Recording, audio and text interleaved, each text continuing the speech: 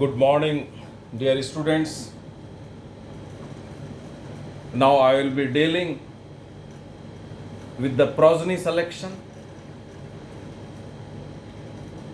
which is very important in plant breeding. Without this,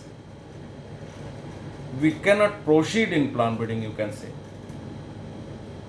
So, as you see here, the first time Louis de Vilmorin, you can say, has used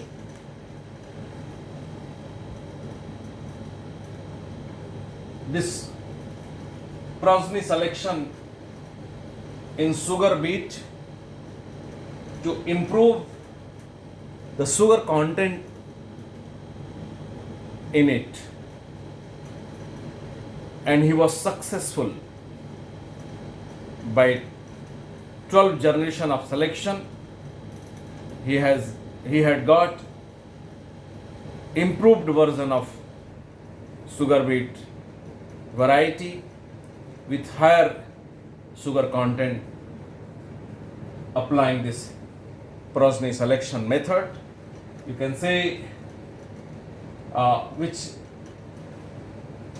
he has used the progeny test in progeny selection.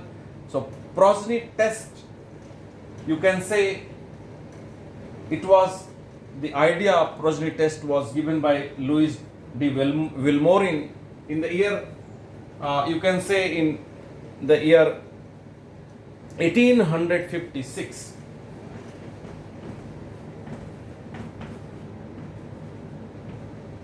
After working on this sugar beet, improving its sugar content, he has given the progeny test, which is also known as Vilmorin principle. So you can see here, what is progeny test? Evaluation of the worth of plants on the basis of performance of their progenies. Whatever plant you have selected, if you wish to evaluate its qualities, its worth, so you have to see the performance of its progenies. Then only you can decide that the plant which you have selected is having, yes, this quality. Otherwise, just by taking that plant, you cannot judge the worth of that plant which you have selected. So you have to grow the progeny. This is called progeny test or Vilmorin principle. On the basis of the performance of its progenies, you are deciding its worth. Whose worth? Worth the plant which you have selected. So this is called progeny test or Vilmorin principle. What this progeny test informs to breeders, here you can see that the breeding behavior of a plant, which is very important. The plant which you are selecting, you must know its breeding behavior. Means the plant which you have selected, whether it is homozygous or heterozygous. You cannot see its breeding behavior just by seeing the plant. You grow the progeny for progeny test. If all the plants in this progeny are homogeneous, then we are calling the plant which I had selected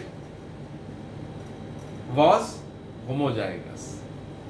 Once the plant which you have selected and you have grown its progeny in progeny row, and when the population of this progeny row is heterogeneous, then of course you can say the plant which you had selected It was not homozygous, it was heterozygous. So, the first information, breeding behavior of that plant. The second information, the selected trait is heritable or not. So, you see the importance of progeny test, which has become the most essential way of progressing in plant breeding, that without progeny test you cannot proceed.